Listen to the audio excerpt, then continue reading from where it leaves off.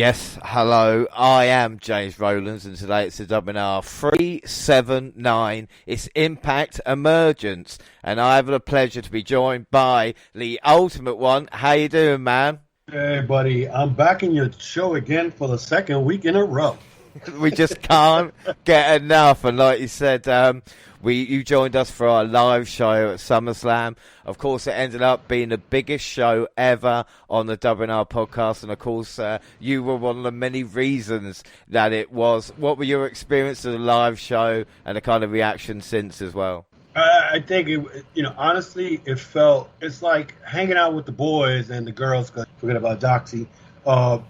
It's just hanging around and like in a round table, getting to talk about all the stuff that was going on that week. With the wrestling, with the I think it was Resurgence. We talked about the AAA. We talked about SummerSlam, and then to get a couple of people in a show that is very gifted as far as knowing the pro wrestling industry and talking about how they really feel. They don't cover, they don't play fan favorites because of a promotion. They give, they take, and they keep it real. I'm saying? That's the fun of it that I had. I'm glad I was part of that. I'm glad I was part of the reason of you getting a high show or a high rating in your show. And, I guess, I look up to you now because I want to have that type of base in my show. But I'm glad I was part of history making for your show, and I won't hesitate to do it again. No, and like I say, you are part of this show as well, so you're kind of one of the lucky ones. And yes, it's like you've got the Chokes and Applaud, which baby, of course, but now you're a part of this as well as the kind of ultimate one on the WNR podcast. Because, like I said, for the past year, watching Impact Wrestling, putting yourself through that for this, and of course, AEW as well. So it's just much appreciated, You know what's crazy is, I feel that Impact could be much better than what they are right now.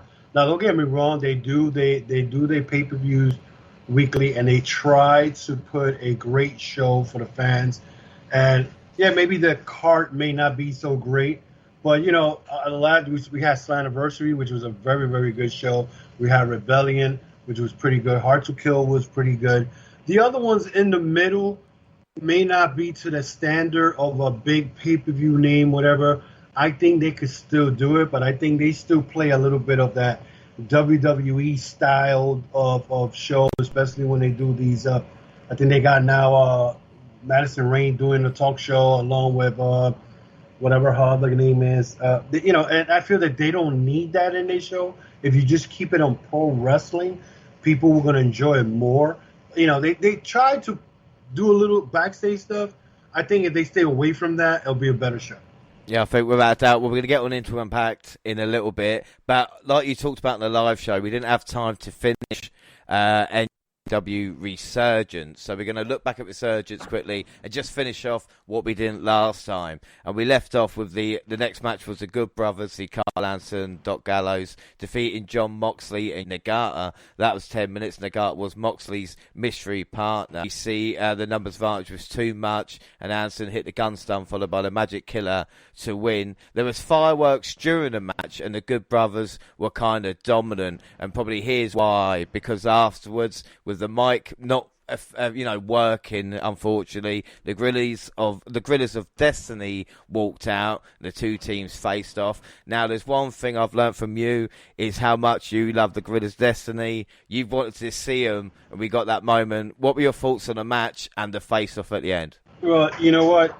Them coming out after the match with Moxley and Nagata and the Good Brothers, that right there tells you that New Japan Pro Wrestling is not a promotion that they're gonna let their guys go on Twitter, pretty much jaw jack and put all this stuff and calling out other tag teams and all that. But New Japan played it off real good. They waited to this. They were able to do a pay-per-view show in United States and have then the Guerrilla of Destiny show up and face to face with the Good Brother. Makes you want to ask yourself now, where are they going to face each other? are they going to show? Is the Gorilla Destiny not only show the, even though they showed up at Resurgent, are they going to show up either in Impact or in AEW? Because remember, the Good Brothers are in both of those shows due to the Impact and AEW working relationship. So if you think about it, the question is, when are they going to have another face-off? Now, my theory, and I'm going to play booking here, fantasy booking, because of the Bound for Glory, the Impact right now is advertising as a show where they're going to have AAA, AEW, I believe they're going to have NWA, I'm not sure. And then they put the Bullet Club logo popping up in their video package showing that they're going to do it in Las Vegas. So if they're showing up that Bullet Club, logo, it's not only the Jay White and Chris Bay. I have a feeling that the Gorillas of Destiny are going to show up and either sometime before that event happens, where they're going to have a face-off again against the Good Brothers. So that's something to look forward to, and that's why I love when Tama Tonga kept telling Cara and says, "Smack me in my face. You say you're going to smack me in my face," but they backed off. So that lets you with the wondering, like a cliffhanger. I'm a big fan of cliffhanger. It lets you, hang on to everything that's happening, and you wait to see when it's going to happen, and then when it happens, then you prepare yourself, and whatnot. You're going to be excited about it. So that's, I think that's what's either it's going to happen in Impact or AEW. Well, this is the thing. I think that the match deserves the biggest crowd possible. So whether that is an AEW pay-per-view or even if they wait for could they wait to Wrestle Kingdom to have the match, or you would think? No, I don't it's think so. 6 months. Yeah, because it's you're making the fans wait too much. Wrestle Kingdom's January 4th, and then to top it off, Impact are still gonna have those tag team belts on the Good Brothers. You know what I'm saying? Even though Impact don't really have a tag team, but are you gonna keep those belts on these guys that long? Because if you're going to make it interesting, you have to put something on the line, But right now, the Good Brothers are the world champions. So why not have the Gorillas of Destiny confront them, challenge them for the Impact Tag Team titles, and then that makes it even much better. It could happen in AEW. It could happen at Full Gear. You know what I'm saying? Because Full Gear is 2 months down the line, November something. So you could have something like that.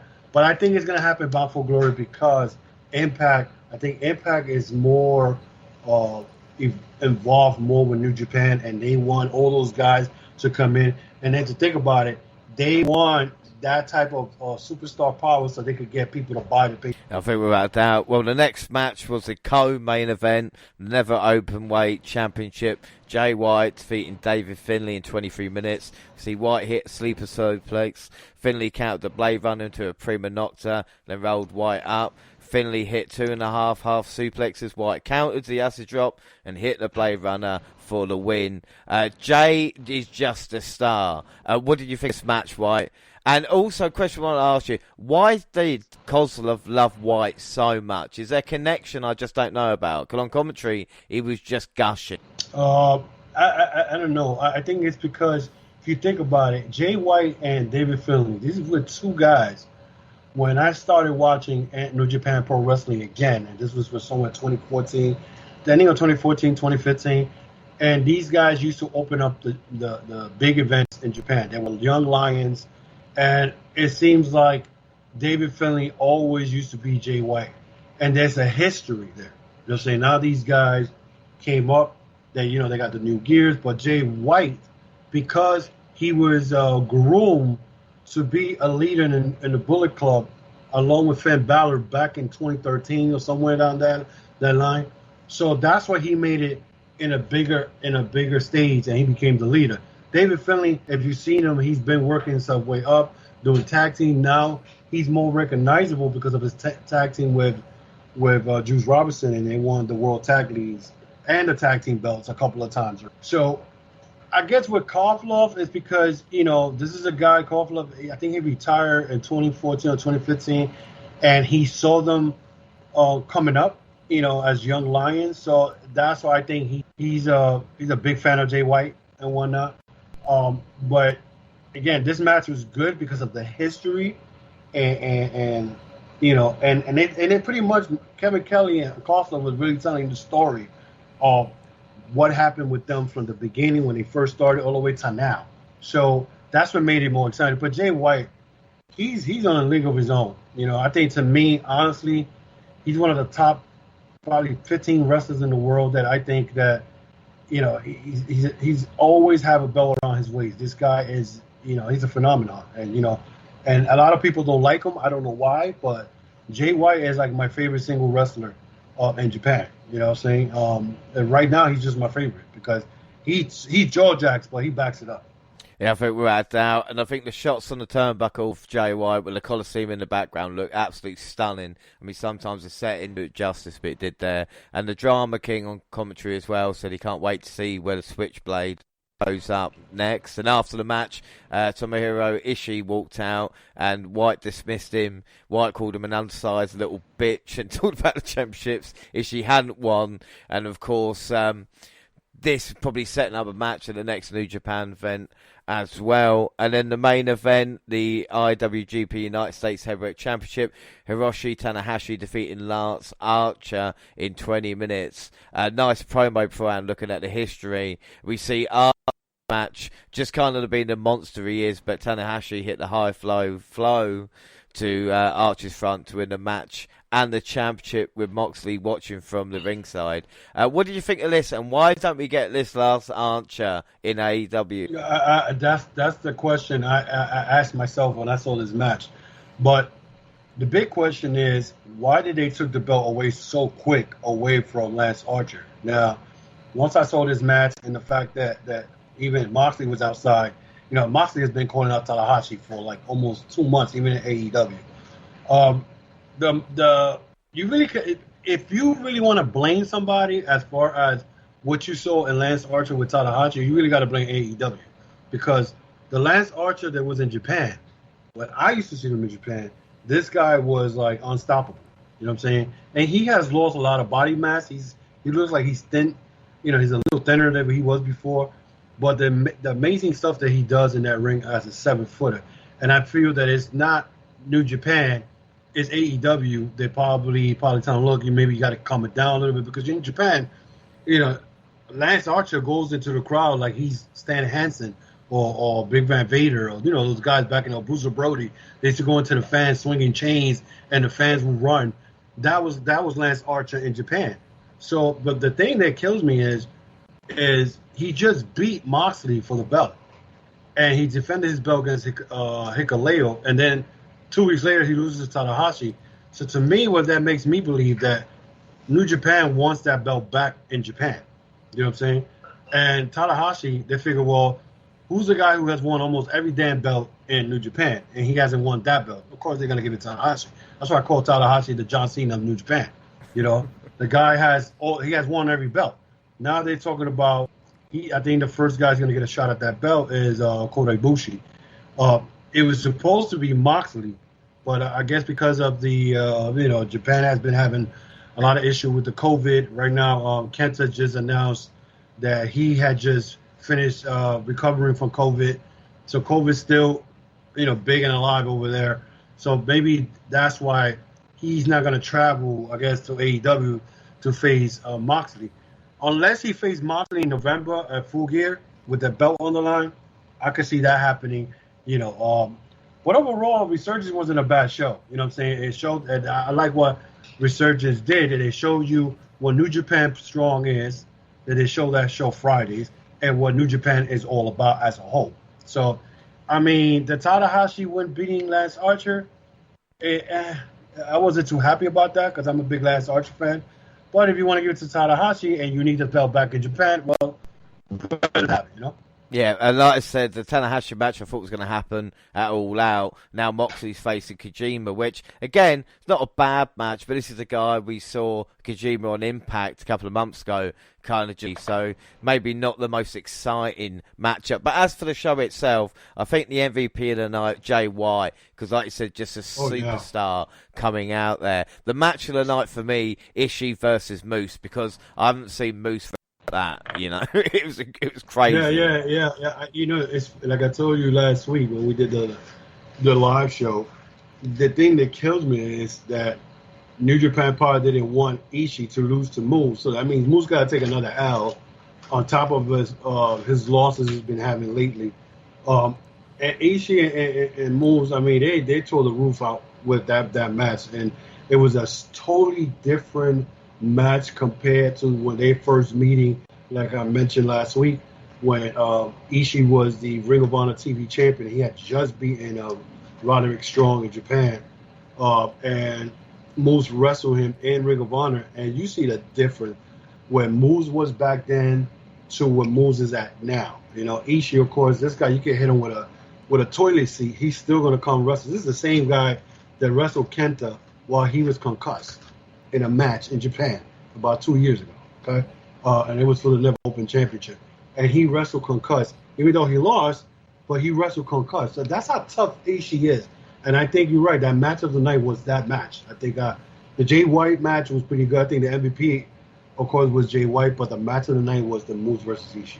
Yeah, now I think out of 10, I'll score it an 8 3/4 because maybe nothing breaking and maybe the kind of production and stuff like this was maybe missing a little bit, but an enjoyable show for someone that doesn't kind of watch New Japan maybe as regularly they should, you know? Yeah, you should watch it. I recommend it to you. So I give it a 9. New Japan shows are always, they never disappoint me at all. You know, I just finished watching yesterday Grand Slam, which I'm a little behind on New Japan as far as Japan shows in Japan. But, you know, their shows never disappoint me. I give them a 9, you know, because 3 things in there. One, the Gorillas of Destiny having a face-off with the Good Brothers, which I was been waiting for almost 8 months for this to happen. Again, the Ishii versus Moves, which had me jumping because I was like, wow, those pinfalls were very close. And then the Jay White and David Finlay, I knew they were not going to disappoint me because these guys had wrestled before in G1 Climax tournament. Was it it was the New Japan Cup. And David Finlay beat Jay White. This is where all the feud comes from because he eliminated Jay White out of the New Japan Cup. So, and this is before he beat Tanahashi for the Never Open Weight title. So now that he was a champion, made it more interesting. Plus the history that they had as far as them coming up as the Young Lions made it that exciting. So I give it a 9. So we move on to Impact, August 19th, and Josh Matthews and Gia Miller in the ring. They let us know Christian Cage is the new Impact World Champion after beating Kenny Omega at an AEW Rampage. A fight between Eddie Edwards and W. Morrissey spilled in the area, and Sami Callihan gets in the ring to help Eddie so he can grab a mic. He has a match tonight, but it doesn't feel like waiting, so let's get to it right now. And it's Moose and Ace Austin versus Chris Sabin and Sami Callihan. And we see Chris Sabin getting a win, stealing a pinfall from Sami Callihan, so he's dropped hard on his head with the pile driver. I thought this was a fun way to start, but Moose on the losing end again, and Ace Austin eating a pin. First of all, this is my question when I saw this match. Why are they pushing Sabian? Chris, why are they pushing him so hard? Like, you got him beating Moose a couple of it was a pay-per-view, and now you got him winning a tag team match and whatnot. And and I'm like saying to myself, why are they pushing Sabin so hard? Like, this guy is okay. I understand he's one of the old school, one of the pillars, and when TNA came around, but you shouldn't be pushing Sabian nowhere near the world title picture. Why is that? You know what I'm saying? The Ace Austin, I think they just with him, they had dropped the ball big time on this guy. You know what I'm saying? And Moose, don't let me get started with Moose because Moose, ever since he signed that 2-year deal with Impact, they have not used him to his potential. They make him like this monster. They make him like this guy that could rip anybody's head off, but then guy's like 7-footer, and he's losing tag team matches or singles matches. This is the thing that drives me nuts. Me and you talked about this.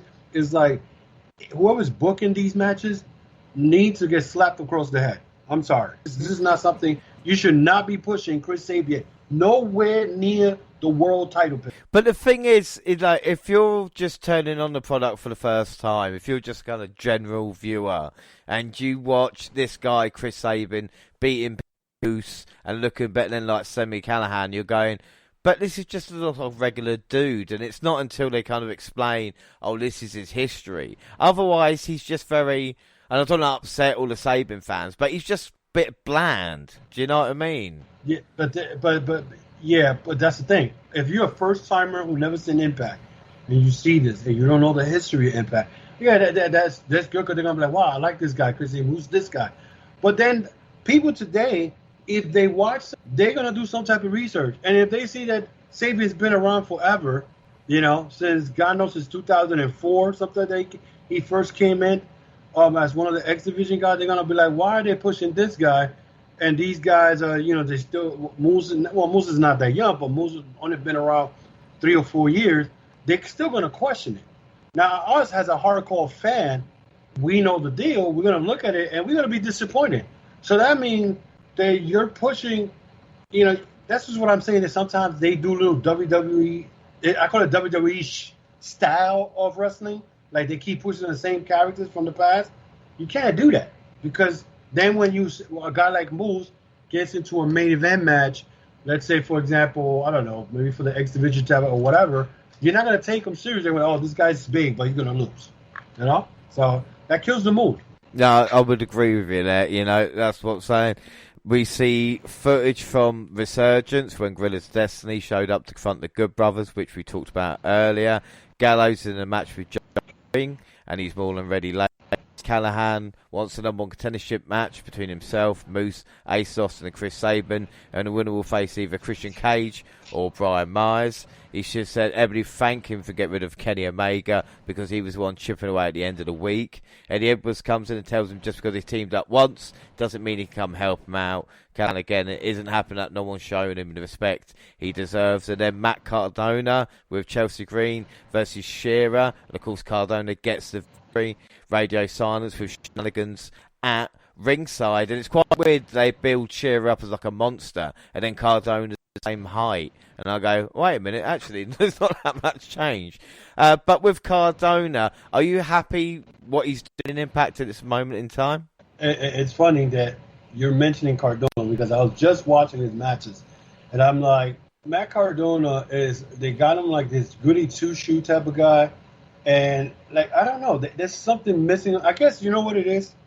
And I don't know if a lot of the fans that listen to your podcast know. This guy just finished winning the Game Changer wrestling title from Nick Gage, okay? The most extreme hardcore guy in wrestling right now. And you see the Cardona that won that title to the Cardona that you see in Impact as like a total different person, So right now, because I know this, so when I see Cardona, I'm like, okay, they're making him this goody two-shoe guy, and he's getting tricked. He lost his Joseph Schuyler, I think the guy's name was, and it's like Cardona's been in the business forever, and he's getting tricked and stupidity like that. I don't know. It's something. Him and Chelsea Green, like they're making Chelsea Green this badass chick. They'll fight men and all that. I think the booking there is not on point. Well, we move on and we see Madison Rayne's locker room talk, and basically the same as Tenille Dashwood's thing. And the whole thing was to introduce themselves as the Influence. That was it, but it kind of went on and on. We saw Josh Alexander is more than ready for Jake Something and to become the face of the company as well. And Christian Cage returns to Impact, and he said it's damn good to be back in the Impact Zone after 9 years and stand in the ring as Impact World Champion. Although he works for AEW, it was a pleasure to take the titles from Kenny Omega and bring them back to where they belong. In 2005, he walked out of the biggest company in the world, and Impact for him. They gave him the opportunity to main event the championship, to raise his stock, and that's all he ever wanted. Like he said, this is for real. Thank you. Again, really, really nice moment. He then said the TNA Championship, after all that's been done, should be retired. And after a chant of TNA and General Motion, we get him standing as Impact World Champion. And then Brian Myers enters, and we get a kind of tete-a-tete between the two of them, building up towards emergence. The best bit of that is Cage saying that Myers is finally getting off Cardona's shadow. What do you think of Christian back in the Impact Zone as world champion and as Brian Myers as his challenger? Brian Myers, he made a comment that he said, I've been, burning the wrestling industry for the past year. They got the best podcast. and all that stuff. I mean, his promo was great, and it shows that I think he deserves the title shot for all the stuff that he has done. Christian Cage coming back, I think it was cool because of the history he has as being part of the alumni, you could say alumni, part of TNA, whatever. It was cool. The only thing I felt that he shouldn't have done was retire the team because, or whoever came up with the idea. Because first of all, Moose brought that out, I think it was last year, right? The TNA belt. And then they made it a world title. Now they're retiring. So it's like, what happened? It was too much for Christian Cage to carry all those belts, you know? I don't know. I mean, it was cool to see Christian because he deserves the belt. I mean, and the history he has with as far as TNA. But it's going to be interesting to see who's now going to knock him off his throne. There's a lot of competitors in there at TNA. And Brian Myers, you know, he's perfect. He was the perfect because of the history as far as them being in WWE. And I like what Christian Cage said that, you know, I'm glad you came out of Cardano's shadow.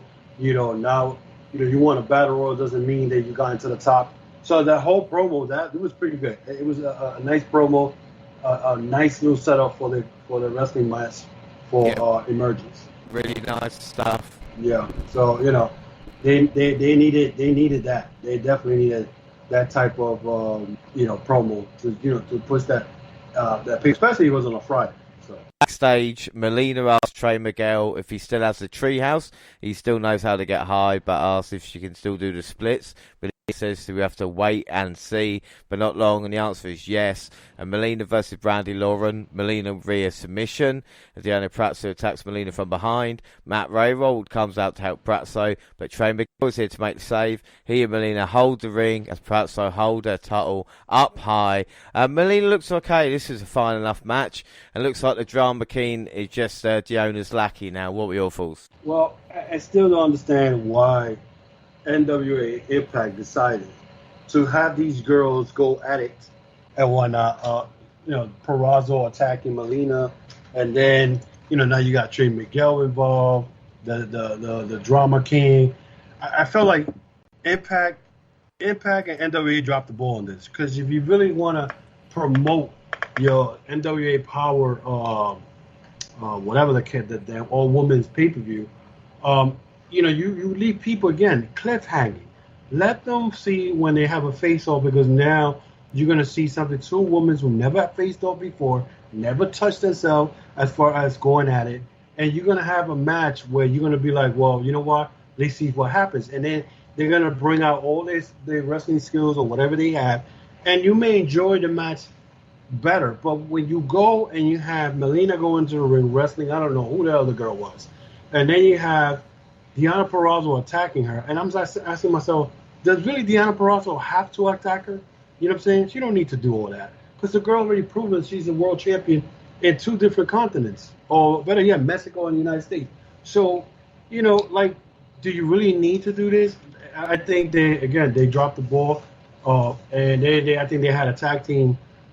They were supposed to have a tag team for Emergence, which if you want to push a pay-per-view, you don't put one of your top 2 wrestlers who you are promoting and they are high in the ladder or in the food chain in both federations or promotions. You don't put them against each other in either tag team or the other one attacks the other one. You let it happen. You let it happen originally. So because now people, when they watch this pay-per-view coming up tonight, because it is tonight as we're recording this, do you really going to sit there and watch it now? Because you see them go at it at the Emergence and at Impact. So, I don't know. Right, so, yeah, like you said, it's a bit weird, but we'll see what happens. I have actually ordered the pay-per-view tonight, so I'll watch it probably tomorrow and see what the all-woman show is like. But up next, John Skyler talks about... I'm tempted to order it tonight. Yeah. I'm very tempted.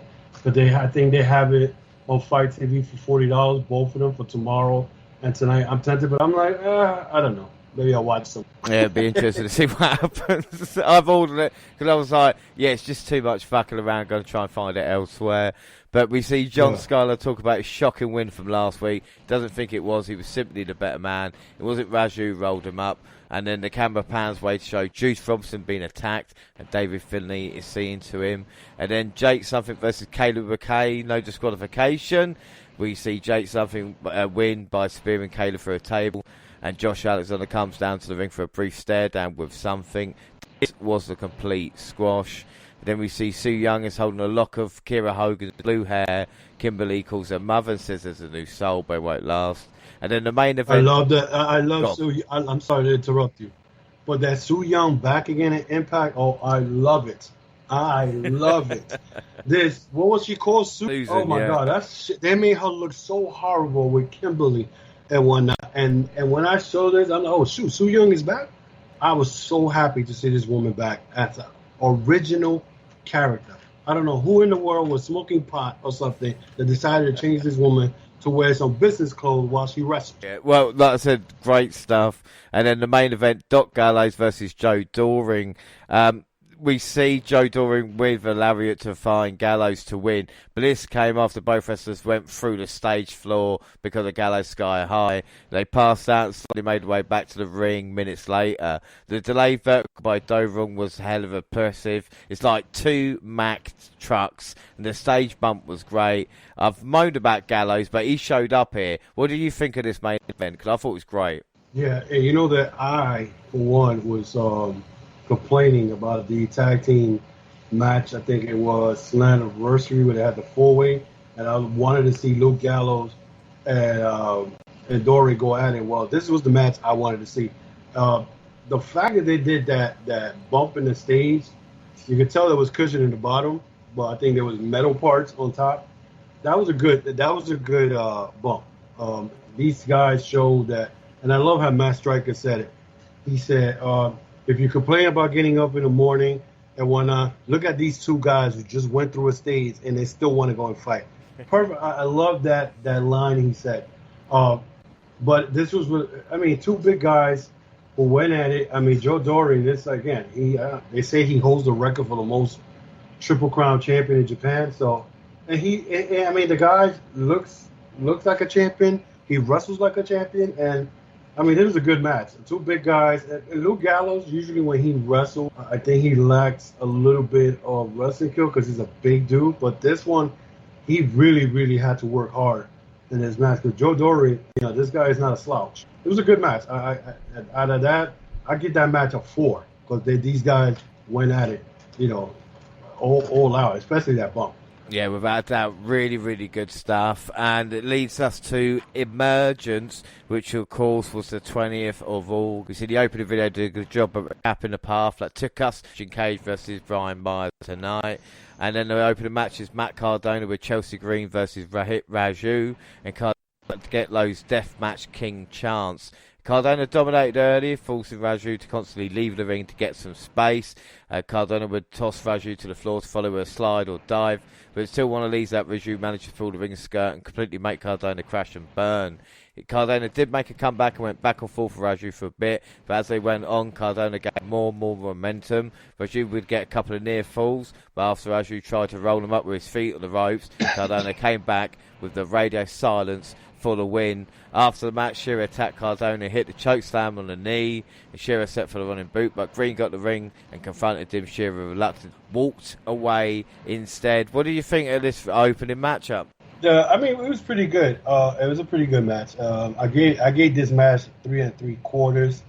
For the simple fact that you had the little guy, Rohi Raju, who was just outsmarting Mark Cardona during the match. And one of the part, I knew Shearer was going to get interfered in this match. He chokeslammed.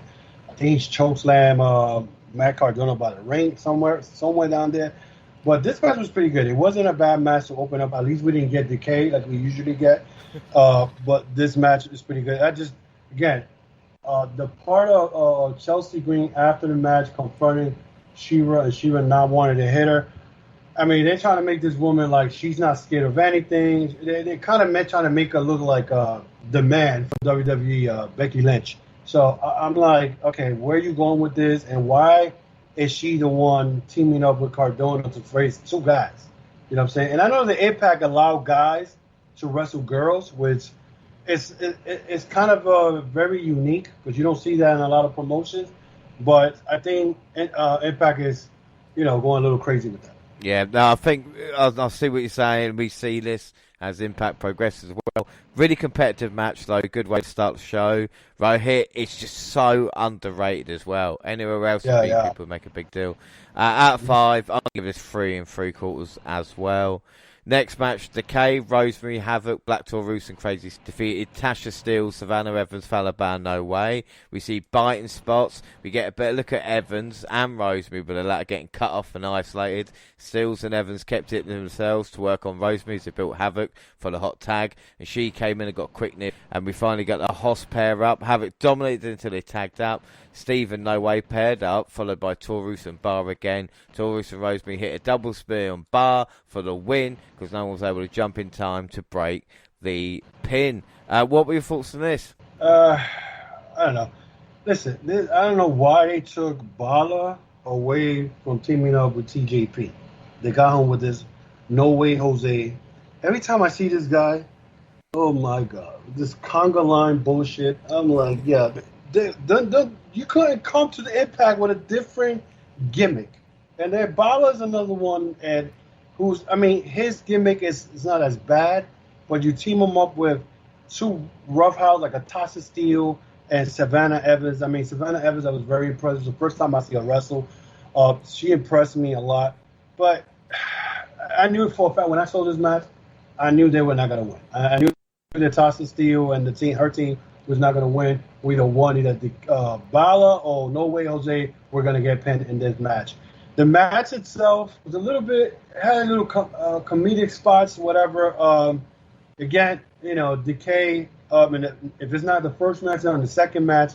And I think if you really are pushing Decay to be this, crazy-ass tag team or factions that don't give a rat's ass about nothing and, they're out for violence, that you need to cut off this dang comedy stuff, especially with, what's her name, Rosemary, going backwards, you kick her, and then she comes back up, and I don't know. So this match, I gave it a 3. They're lucky they got a 3 out of this. This was not my cup of tea. And Tasha Steele and Savannah, having them team up with No Way, Jose, and Bala, that doesn't make a good tag team. Because if you're trying to replace Kiara Hogan with Savannah Evans, and now I'm not trying to knock Savannah Evans out because Savannah Evans is a good wrestler, but if you're trying to make up for losing Kiara Hogan with Savannah Evans, you can't have them team up with No Way Jose and Bala. It can't. They're not going to look at a good. No, I agree with you. And TJP's been off Impact for the past couple of months, so I guess they kind of want Fowler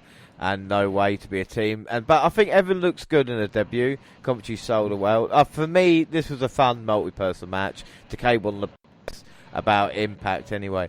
This is 3.5 from me. And then we get a promo from Violent by Design about losing the titles because of weakness, but they've learned for it. EY put over Joe Doring for last night's performance against Doug Gallows, and this had great energy. And it looked like they might be turning face as well. The way I'm looking at this, their promos are great. Eric Young, when he does those promos, and whoever is creating those promos, they're on point with the video package, the editing, and their creativity. I think Rhino is going to be the one going to get kicked out and whatnot because he's been the one who was actually, when they lost at Slammiversary, he was the one getting pinned. So, but it's entertaining when I see Violent by Design. This is what I'm very, very not happy about as far as tag team is concerned. It's like Impact is flying with the Good Brothers, and I feel like Violent by Design is a different concept. I like the promos. I like what they represent. And I don't know what Impact dropping the ball again. Hello? Yeah.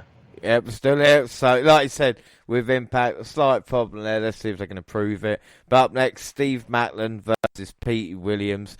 Both men start going at each other on the ramp before the bell. They got in the ring to start the match, but the action quickly went back to the floor where Macklin escaped Destroyer attempt, and after Williams had dominated and chased around Macklin caught Williams' Rana and turned it into an apron for him to completely turn around the match. He completely dominated. Williams went for a second attempt at Destroyer, but again it was blocked, and Macklin hit the spear to the hanging Williams in the corner. Williams locked in a sharpshoot, but Macklin broke out by biting, followed by a low blow behind the referee's sight, and a mayhem for all for the win. And after the match, Macklin tossed Williams outside the outside. What are your thoughts on this? I like what Impact is doing here. They made Steve Macklin like this dominant guy. And even though Pete Williams was a little shorter than him and Macklin has size and muscle and power, I feel that they are pushing Steve Macklin to probably title contention in the world title picture. And his domination in this match, I mean, he was completely controlling the whole match. Pete Williams did he tried to make a little small comeback, but I mean, Macklin, the minute he saw that Pete Williams was trying to make a comeback, probably would have pinned him. He had to go and do a low blow shot. But, I'm very impressed with Steve Macklin. I want to see where they're going to go with this. They're not going to do what they've been doing to guys like Moose and Will Morrissey. You make them look this powerful, and then you just take the rug under them. That's what I'm saying. I'm not really sure what Macklin brings, but Pete is still great. It's a really competitive match, little feud between the two. I'm going to give that a 3.5 out of 5. I'll give it about 3.5. 3.5. We see Gia Miller interview Taylor Wilde about a match with Madison Rayne and what strategy is to counter Tenille Dashwood and Caleb with a K likely to be. Wilde says she's ready for anything. That led to the next match, Madison and Caleb with a K defeating Taylor Wilde. The match started with both of them measuring each other, with Wilde constantly getting the better of Rayne to the point left the ring to regroup with Dashwood and Caleb, only to be on the receiving end of a dive. Wilde made a quick comeback for both women start to trade near falls. At one point, Wilde had a bridging German where Caleb pulled the referee, but between Dashwood, Rayne and Caleb, distractions eventually allowed Dashwood to send Wilde into the corner shoulder first, ready for Rayne to roll her up for the win. I mean, this was just too much fucking about. What do you think of this? Yeah. What is it with these fucking roll-ups? First of all, everything was fucking roll-ups. This 3-on-1 match, it was just pretty much the best. I mean, you knew you had Caleb outside, you had Tenille Dashwood, you got Madison Rayne coming out of retirement. I don't know why. Okay, to go against Taylor Wilde, who was out of wrestling for 10 years, whatever it was. And I really question the women's division right now as far as Impact is concerned, because it's like you're pushing Taylor Wilde to the moon. You try to push this girl now. You're pushing her, but then you bring down Madison Rayne. Again, Impact going back to the old school people because they need what? I don't understand it. And this is the part where I say, if you're working with Impact, with AEW, right? AEW has a bunch of cast of female wrestlers that you could have used for this pay-per-view and have them wrestle either Taylor Wilde or Madison Rayne, make it entertaining. But this was a fuckery everywhere because there was interference, 3-on-1, and it was like she's not going to be able to beat the odds. I don't know why this match is on and why they're pushing Madison Rayne and Taylor Wilde. It just didn't make no sense to me. I mean, I'm like, you know what? This match deserves a 2.5 on me. It was not the type of female wrestling match that I'm accustomed to. No, 2 3/4 as well wasn't the best, and like I said, the ending was a mess. But then we see the Good Brothers getting interviewed and asking about Gallows' status of the match with O-Ring. Anderson Gallows was good because he's the best big man in the business tonight. They'll successfully defend because they're the best tag in the world. And then next, the number one contendership for the Impact World title. Ace Austin versus Moose versus Sami Callihan versus Chris Sabin. And Ace Austin's story of the match was that Fulton kept saving him either by catching when he tossed out the ring or by straight up putting himself in between Austin and kick his opponents directed towards him. Moose started the match taking everyone out, followed by a couple of pair-ups between the competitors. We saw Sabin take out Moose, followed by some Sabin versus Austin, and then Austin versus Callihan. Moose powerbombed Sabin to the floor on top of Callihan and Fulton, followed by Austin hit a dive on all of them together. Moose was taken out by a triple super kick. Sabin took one from Austin, and Callihan and Austin to each other for a 10-count knockout draw tease. Sabin and Callihan exchanged strikes, ending with Callihan hitting yet another pile driver, but Austin and Moose were there to cut him off. Moose hit 2 Uranagis on Austin and set up for the lights out, but Callahan got chair, not realising he left eye of Austin to pull him back for the roll-up. Yes, another roll-up to get the victory. And how many times you just see like a chair accidentally hit, actually get the job done on Moose losing again? I don't want to take all your lines, Lo. Go on. Listen, when I saw this match, and I said, okay, you got Callahan, who just lost to Omega about a month and a half ago. You got Ace Austin, who should have been world champion a year ago. You got Moose, who signed a 2-year deal and has been on a losing streak. And then you got Chris Sabian, who I asked myself why he's in the world title picture. We just spoke about that a little while ago. This match was just a regular match. I mean, I was rooting for Moose. I'm like, can Moose win this match and get a title match where he don't have to go to a daily place and have the Young Bucks interfere and he loses? But then again, I looked at Ace Austin. I'm like, you know what? Ace Austin has been the guy who's been deserved a world title shot, because this guy, he has it all. You know what I'm saying? The only difference is he had the upper hand for the simple fact because he got Matt Fulton out there, and Matt Fulton is his backup. And, you know, he's going to do everything possible to make sure that his man wins. The match wasn't bad. It wasn't bad. I'll give it a 3.5. But again, Moose losing another number one contentious spot, which asked me, and pretty much, you know, I asked the question, who in the world is booking these matches? You know what I'm saying? Because why is Moose losing again? You know what I'm saying? And then roll-ups. Now, the person who won the match, I'm happy with that, because Ace Austin, you know, he deserves a world title shot. I mean, the man won the X Cup, and I think it was February or whatever it was, and he had to wait almost 3 or 4 months and go through 6-man death matches or whatever it was to get a shot at the X Division title. And by the time he got the X Division title, Josh Alexander, who I think is the best wrestler right now in Impact, you know, cut him off, and he took the belt. But again, Moose on the losing end. I like who won the match, Ace Austin. Now this leads me to believe where is Sabian and Callahan goes from.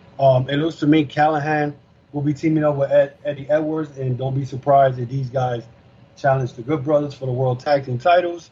So as far as Moose and Sabian is concerned, I think Moose and Sabian are going to continue feuding, because I don't think Moose has beaten Sabian yet. So either Moose takes out Sabian and take him out of the TV, or I don't know, Moose is just in limbo right now. Well, it's weird because Ace Austin losing on Impact, then win here, and you're thinking, did they know that, or did they just make the change? Maybe. I'm going to give this a 4 out of 5 because it's some of the top talent on Impact really delivering as well. And Ace Austin will challenge at Victory Road against the winner Brian Myers versus Christian Cage. And then we see an interview from Brian Myers. She asked him if he can have what it took to defeat Cage. Myers says that Cage was a phenomenal wrestler, but he was able to go up against the most professional wrestler. And then the X Division champion Josh Alexander versus Jake Something for the, like I said, the X Division title. The match was all about power versus technique. As much punishment Something dealt, Alexander just had better experience and awareness and always found a escape. It was a delayed suplex that Something finally got a 2 count on Alexander. Eventually, Alexander hit a desperation Roland Fireman's carry slam and the knee to the head to slow down Something.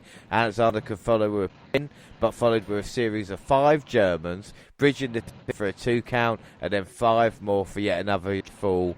Alexander desperately piled on the apron and just asked for the count out, but Something made it back.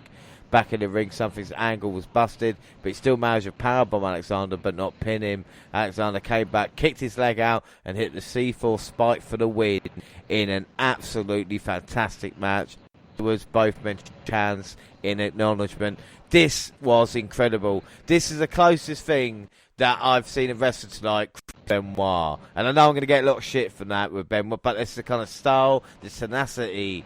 It's just everything that he's got. Credit to Something as well in it. First of all, people need to stop being so fucking, I say sensitive, because you mentioned Chris Benoit. Chris Benoit was one of the best wrestlers out there. And what Josh Alexander did in this match, hit 10 German suplex on Jake Something.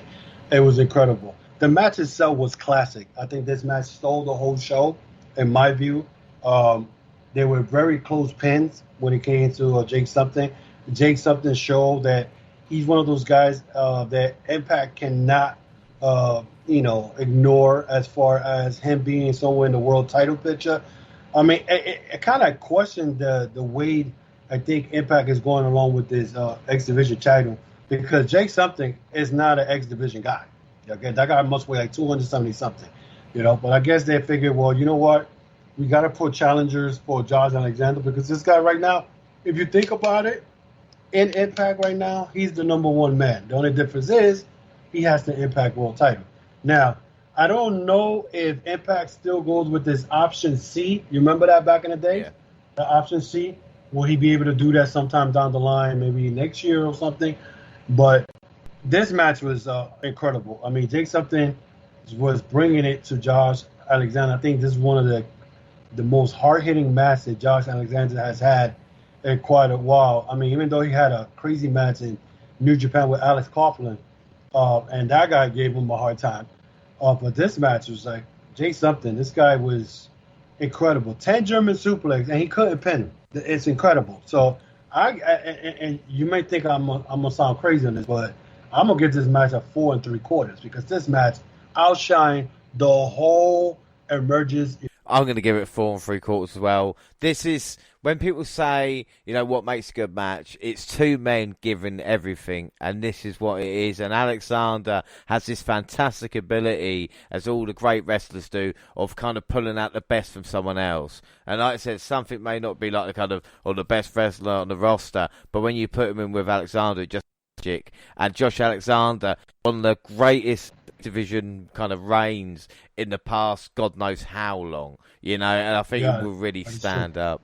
Up next, we see Pratzo and Reinhold were interviewed by Gene Miller. She asked about teaming against Miguel and Melina. Reinhold said they're getting in the ring with the most decorated woman. Pratzo brought up that it was last year's Emergence that she became the first ever Iron Woman. And then Jenna Pratzo and Matthew Rehwoldt versus Trey Miguel and Melina. Match started with Melina and Miguel showing off a bit, but once it came down to Melina and Rehwoldt in the ring, Pratzo and Rehwoldt cut off Melina and isolated her from the corner. Pratzo started to focus on Melina's arms, but we see a Fez press and a net breaker, and then she's free to tag Miguel. Rehwoldt and Miguel came in a former, using his speed advantage to get the better of him, but he got hot enough that Miguel tried to do the spot where he slams her partner onto the opponent, except Rehwoldt moved out of the way. He then took out Miguel, and once again Melina was a babyface in peril, this time with Melina striking her in the back of the head, and then inside the cradle for Rehwoldt for the win. Not the quickest wrestling for the women, but Pratzo so dominant at this moment. This was kind of more like Homecoming, a comedy mixed tag, you would say. But Melina looked like she enjoyed herself. What were your thoughts? Well, again, like I mentioned earlier today, I don't think this match should have happened, because if you're trying to promote, again, NWA Empower, whatever it's called, these two women should not be nowhere in the ring at all.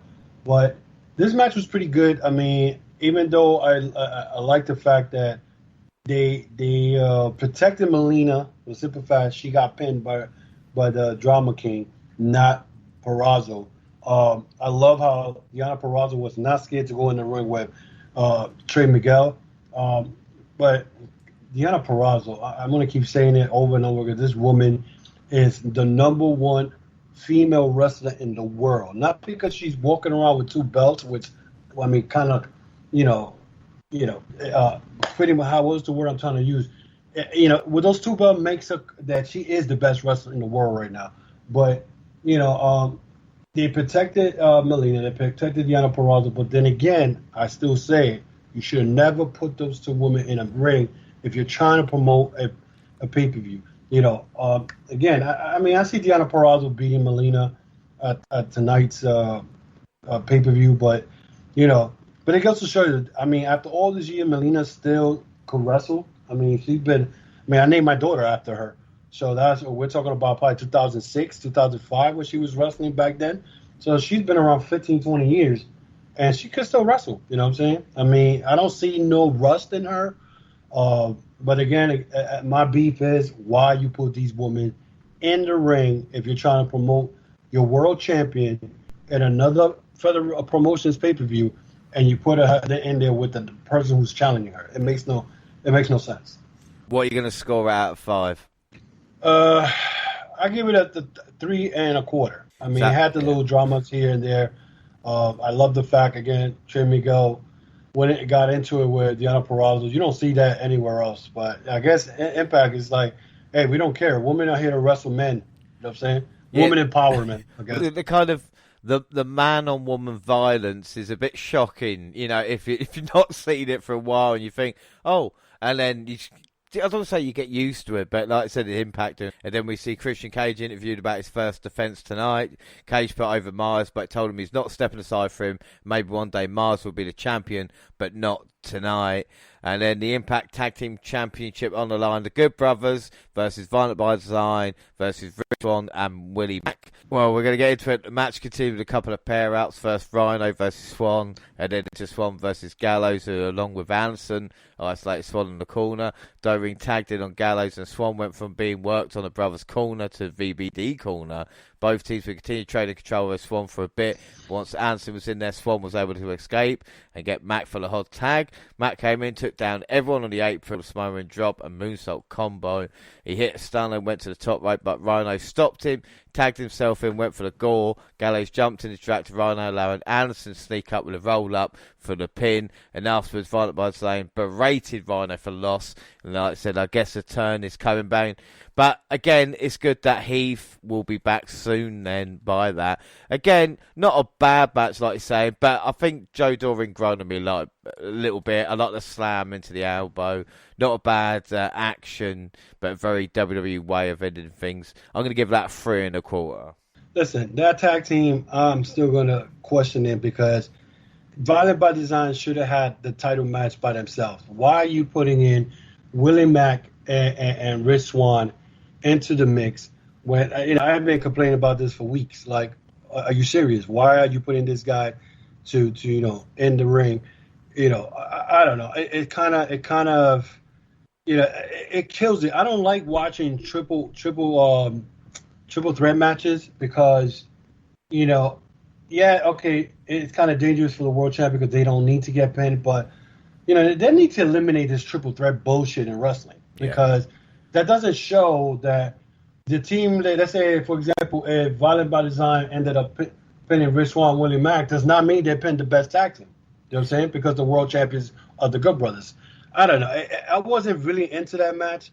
So, and the fact that the Good Brothers won, I'm like, I didn't care. I was like, I'll give that shit up. And Joe Doring, I mean, the minute I saw Joe Doring came in at Impact and his size alone, I'm like, that man does not belong in Impact. As tall as he is, I'm like, he belongs somewhere in WWE because that's really the land of giants.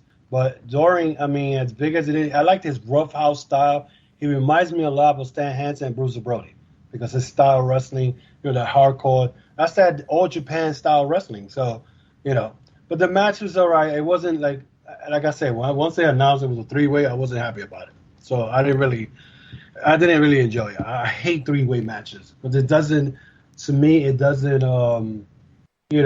me who's the best tag team. The tag team is supposed to be 1-on-1, not 3 teams or 4 teams, because at the end of the day, a team could go and pin somebody else and it may not be the best tag team in the match. I agree with you. And then the main event, Impact World Championship on the line, Christian Cage versus Brian Myers. The match started with a little bit back and forth, measuring each other. Cage easily got inside Myers' head, out wrestling, which ended up provoking Myers to be more vicious. Cage stayed in control until he gave back to Bill. Deep shot to Cage. While it didn't hurt Cage, it serves as a distraction for Myers to cut him off with a slam on the apron and working over Christian's neck. But Christian did make his comeback, hit the greatest hits, the punches to the corner, the second back elbow, the rope snaps to the floor, finally chased the kill switch, but released it to counter Bill, leaving himself open for a spear by Myers for a nice 2 count. The tilt world ADT from Cage, tried to follow with a kill switch, but Myers countered. He then set up the roster cut, but Cage with his spear and the kill switch for the win. I quite enjoyed this. What were your thoughts? Yeah, I enjoyed this match because it shows that Brian Myers can hang on the world titles picture tier. I hope he stays there. I mean, Christian Cage is, I remember when he first joined AEW, I wasn't too crazy about it because I was like, he's not gonna be the same wrestler that he was back in the day, and he has proven me wrong. I have enjoyed his last 3 matches that I've seen with him. One with him, Matt Hardy, the Kenny Omega match, and this Brian Myers match he had, because it shows that even though this guy hasn't wrestled 7 years, he has not lost anything. You know what I'm saying? So it's like his matches, I enjoyed it. This match, I enjoyed it because there was two. It goes to show you, two ex-WWE guys that WWE thought they were not worth keeping them, shows you that these guys went in the main event of a world title match, and it doesn't matter if it was an Impact, AEW, MLW, whatever. The fact that it was a world title match and they gave it all and they showed what they still got in the tank. And to give you a good match, I give this match a 4.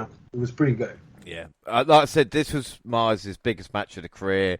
The former Edgehead fighting Christian. This was solid wrestling match. I mean, nothing special, but two great pros. I'm going to give this out of 5. You give it 4.25. So the match of the night, I think we both agree it's the X Division title on the line, yeah? Yeah, you know what's funny?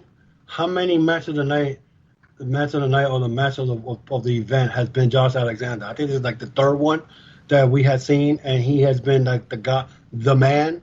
And like I said, it won't be long before he has that Impact World Title run. Wait, if Impact does not see him as a world champion, and they end up losing him to, I hope not to WWE, but lose it to somewhere else, they'll lose out. Because this guy, he showed that match with him and Jay something is incredible. What this man, he could take a beating, but he could also give it. And right now, Josh Alexander, the last 3 months has been the MVP at the whole Impact. Yeah, like I said, we talk WNR awards, of course, we do at the end of the year.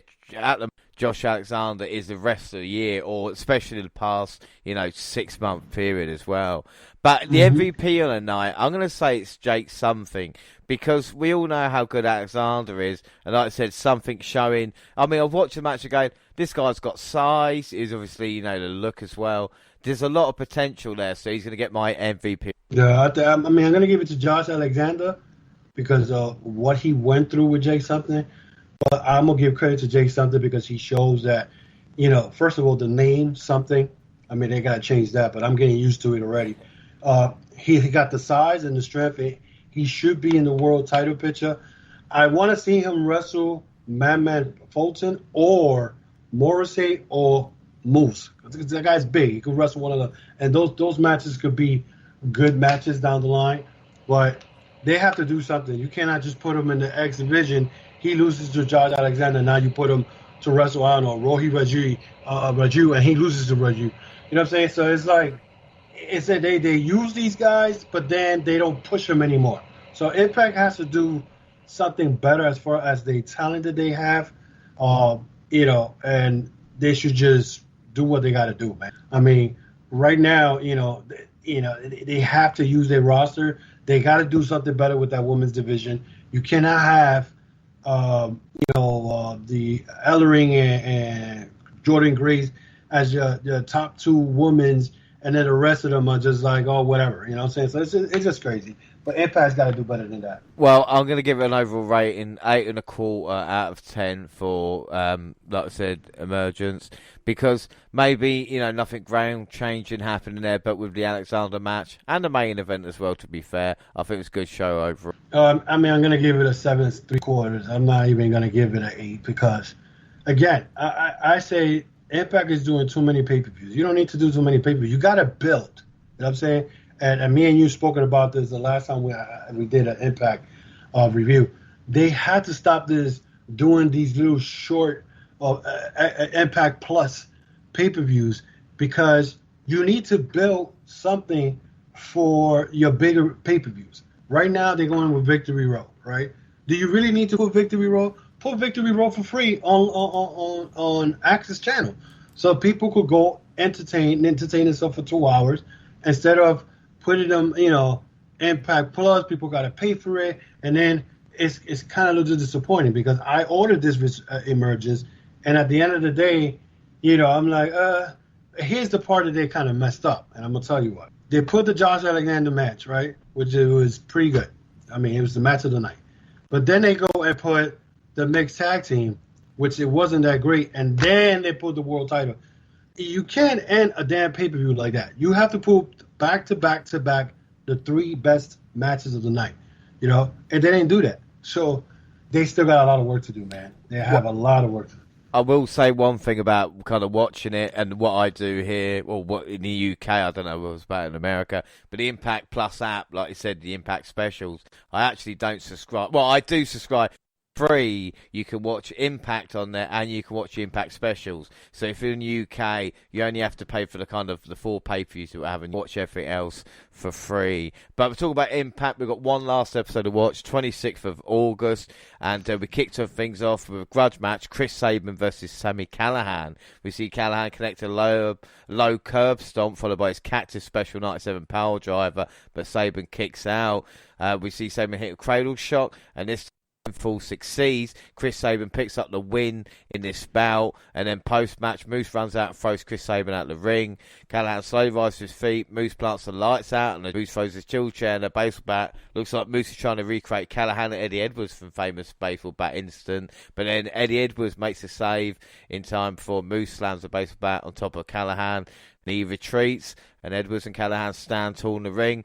And I like Sabin, but like we said earlier, if it's the first time watching it, and why the hell is he beating Sami Callihan, especially after the year they had come so close against Kenny Omega? And the Eddie Edwards feud as well, it's kind of what we've spoken about. It's a bit weird. Yeah, because now, just like I said, now I guess they figure, well, Eddie Edwards has been in God knows how many hardcore matches this year alone. Sami Callihan losing to Chris Sabin, that I have to question again. Why are you pushing Sabin? Unless you have something big for Sabin, you shouldn't have Sabin lose or beating Sami Callihan. So that was to show me that Moose is going to continue feuding with Sami Callihan. Not Sami Callihan. I'm sorry. Chris Sabin, and then Eddie Edwards and Callihan are going to be a tag team now because they really don't have anything else to do. Well, what are you going to put Sami Callihan to do? What? They just lost the 4-way #1 contention. Same thing, Eddie Edwards right now, he had his feud with Morrissey, and now you don't see Morrissey anymore. I don't even know if he's still signed with Impact, I mean. So what else better to do to put 2 of the craziest guy or hardcore guy together, and they're probably going to start feuding with the Good Brothers. Yeah. That's what I'm saying. That's my fantasy booking in that department. I think that's exactly what we're going to see. Well, backstage, Tyler Wilde looks to seek vengeance in a 3-1 handicap match against the Influence tonight, and then Callihan finds Eddie Edwards. Callihan mocks Edwards, favoured him earlier. Edwards reiterates again going forward he doesn't need his help. Or does he? And then Mickie James cuts a promo hoping in Power pay-per-view. Deanna Pratt interrupted, seconded in by Matthew Ray-Walt. Pratt laughed at the idea of Melina defeating her since she beat the former women's champion at Emergence. James talked trash for the Knockouts champ during a sneak attack for the Virtuosa. Trey Miguel made the save and Melina hit the ring. Lay Pratt out to sell the ongoing feud. I mean, I'm looking forward to this match. Been nearly the same segment as the previous week, but Melina, I think, is just a pawn in the eventual Deanna Pratt Mickie James match, because he wouldn't ruin it with the pay-per-view so close. Yeah, and that's what it looks like. It looks like now Mickie James will be the next one to challenge Purrazzo, because I remember Billy Corgan made a interview with a podcast this week, and he talked about how Mickie James was able to, NWA and Impact work together. She was a big influence in that. And Mickie James is not signed under NWA, so she's pretty much a free agent. The fact that her husband is the world champion, Nick Aldis, in NWA, so she's just working, helping out NWA with us. So I see Mickie James the next challenger for Deanna Purrazzo. Again, this is what I was saying earlier. You cannot do stuff like this, because now, me as a professional wrestling fan, and you yourself know the wrestling fan, and you know where the stories are going, now you know Melina's not going to win. Melina's not going to beat Deanna Purrazzo. So she's not beating Deanna Purrazzo. So then next thing you know, Mickie James will be the next one who's going to wrestle Deanna Purrazzo.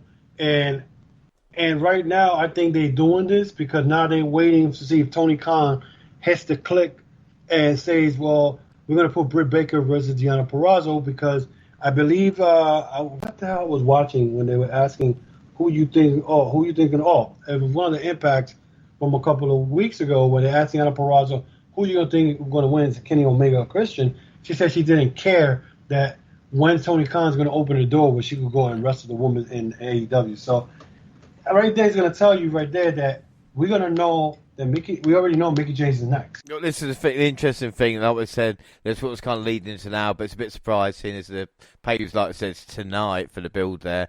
But we move on, we see Brian Myers is teaching Sam Bill more about how to be professional. This week, that's allowed to do with the gear. Bill thinks Myers is deflecting following his loss to Christian Cage last Friday. And the next match, Chris Bay versus David Finlay. Bay controlled the match heading into the break and continued to beat down Finlay until the second Generation Star flew through the air and wiped out his opponent with a plancha.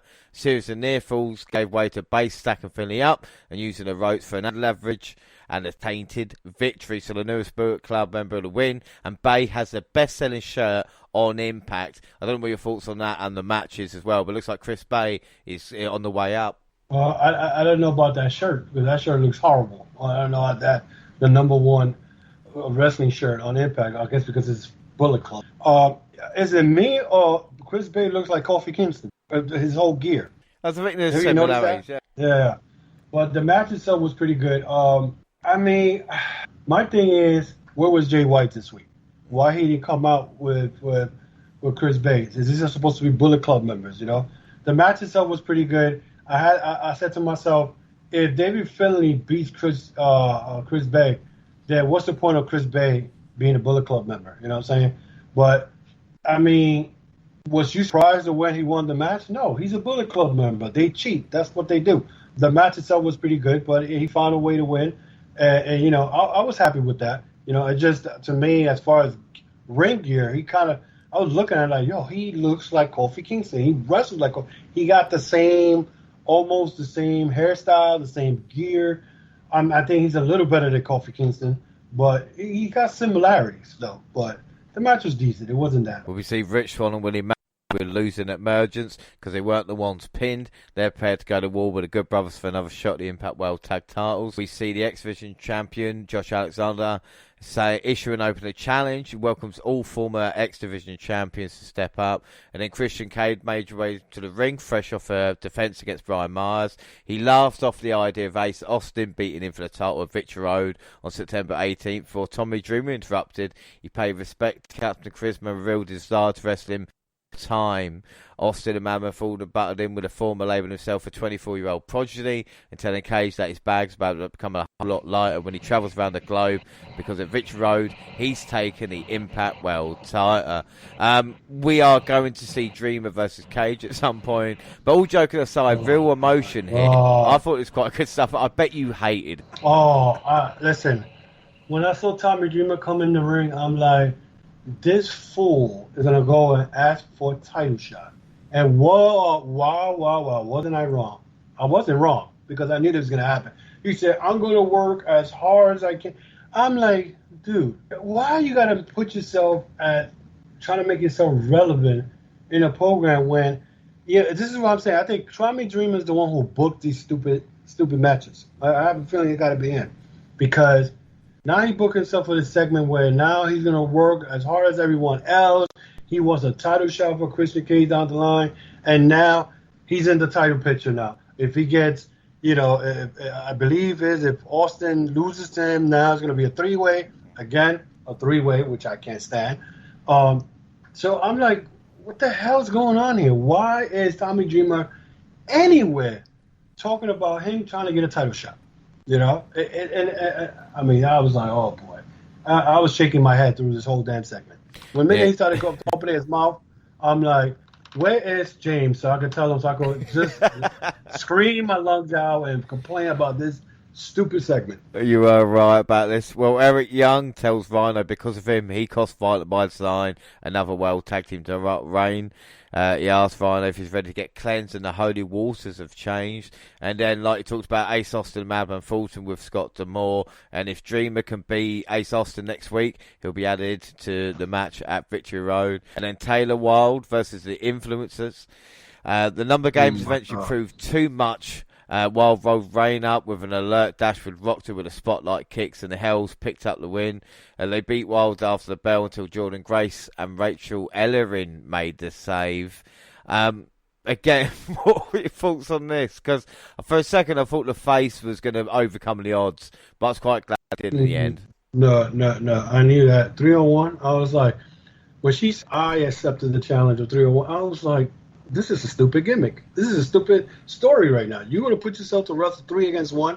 So I'm like, okay, she's going to lose, and somebody's going to come from the back, and they're probably going to come and help her. I didn't expect that Jordan Grace Rachel Ellery to come out, but I knew this was going to happen.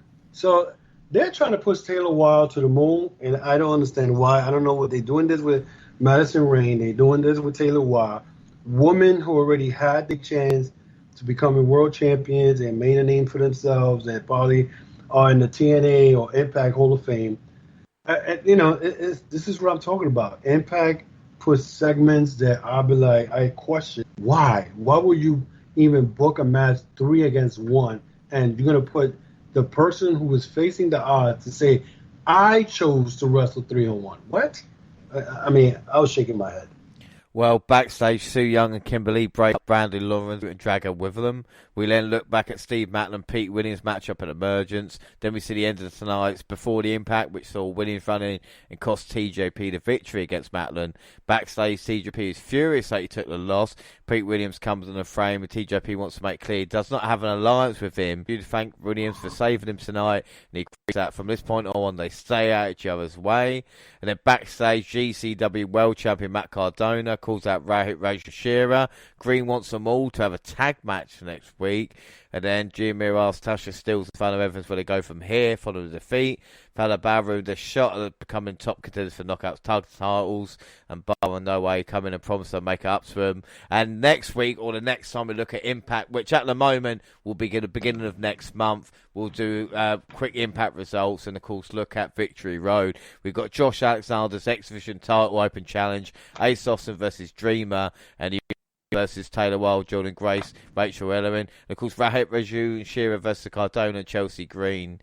And now the main event, Championships contender match, the Good Brothers versus Rich Swann and Vinnie Mac. Mac was worked on, but a hot tag to Swann changed momentum. Swann took down Gallows. Frustrated Anderson appeared to have victory in his hands. The spine busted by Machine Gun cut off his momentum, but the former world champ recovered and scored the win for his team with a quick counter into another roll-up. And after the match, the infuriated champions attacked the victors, driving Swann face first in a steel chair and Mac through a table. What were your thoughts on the main event? Dude, you know what? I really didn't pay mind to this match, but once they got put to the table, I'm like, I hope this damn feud between Mac and Swann is over. Because, again, they don't deserve a tag team title match. They lost twice, not once, twice, when they were given opportunity. And now, and when I see stuff like this, it's because they don't probably have anything for them as far as, singles. Because, Rich Swann was the world champion. Mac, he was feuding with Morrissey. So, hopefully we'll get to see now the Gorillas of Destiny probably show up at Impact. Because it has to happen. We're in, August now, going to September? So it has to happen sooner or later. Because now, I don't know if Kenny Omega's coming back to Impact. I highly doubt that. So now you're going to see stuff that you're going to be wondering, like, okay, they're going to have to elevate the as far as the matches and what the storylines they got to give to these guys. Because now the Good Brothers is beating everybody. Who's going to be the next challenger? The only people I think that should come to Impact and probably challenge them is the Gorillas of Destiny. Yeah, it's going to be really interesting to see what happens. Like I said, we'll be back watching Impact at the start of next month. So the beginning of October, view Victory Road then, and look towards Bound for Glory, where hopefully we got that match.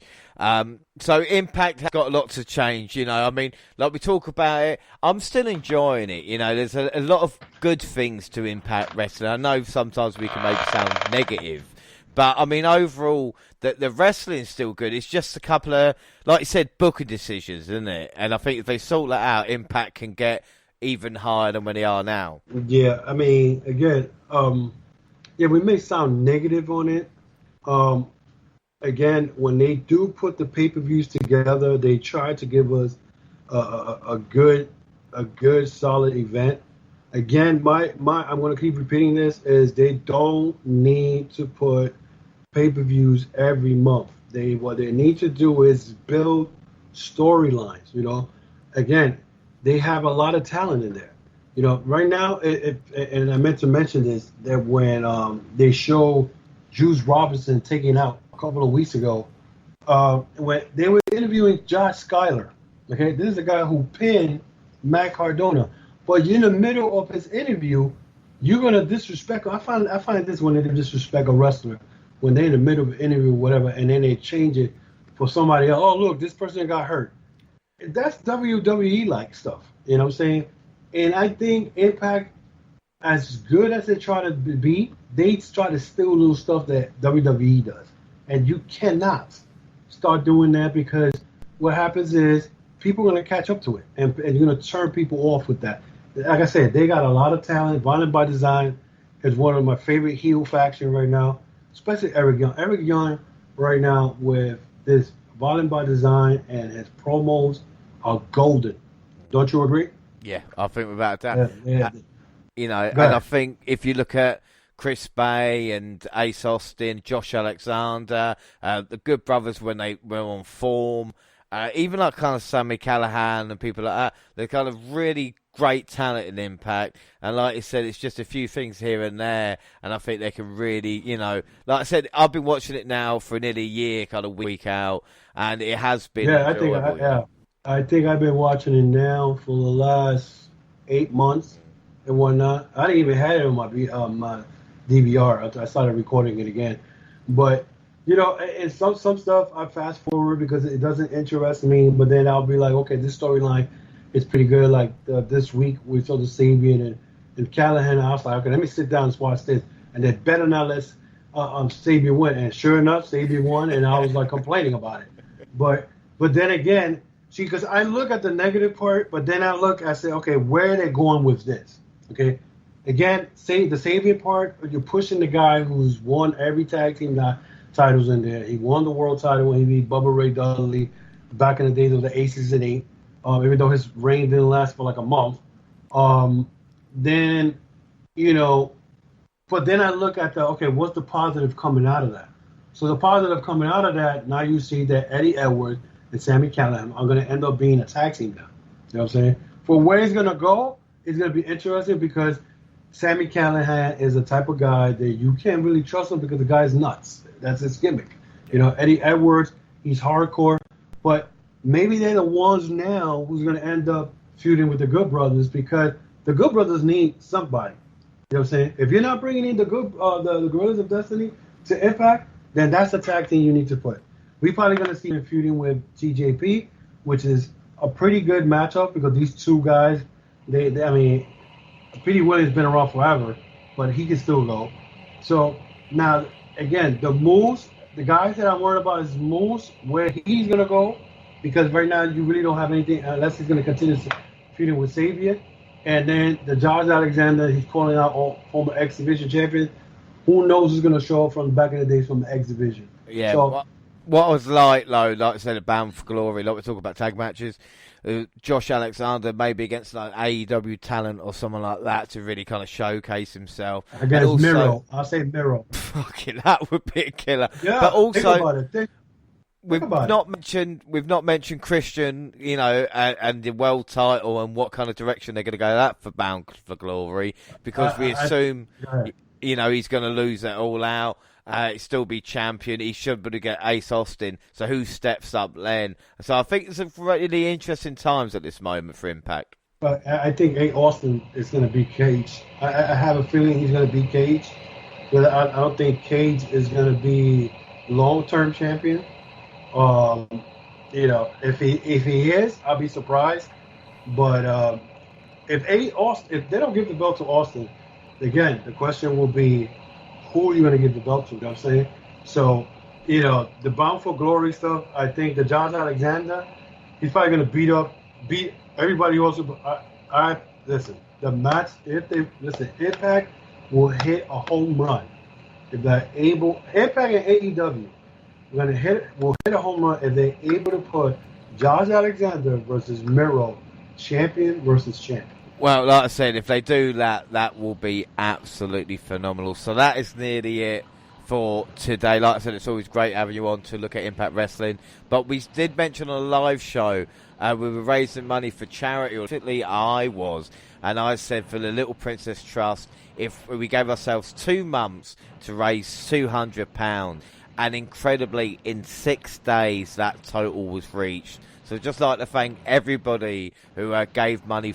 And what we're going to do is actually extend it as well. So we're going to add money to it so you can still donate there. And if we get the total that I've made now, I will donate the beard. Or not donate beard, I will shave the beard as well as part of that. So just incredible. You cut your hair? So what's going to happen, like I said, yeah, we gave ourselves 2.